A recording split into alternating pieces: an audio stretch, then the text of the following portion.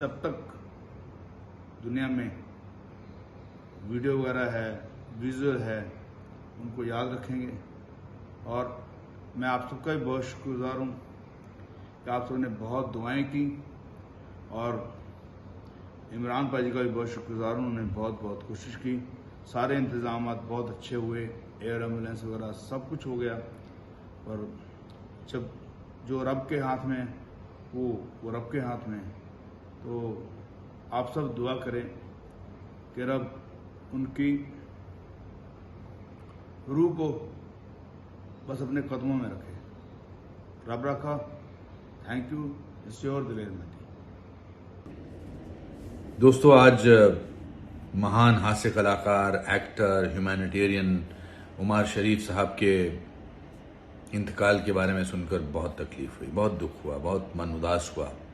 ऐसी बहुत सारी कम शख्सियतें हैं जो दुनिया में सिर्फ हंसी और खुशी बिखेरते हैं। उनमें से एक उमर शरीफ साहब थे।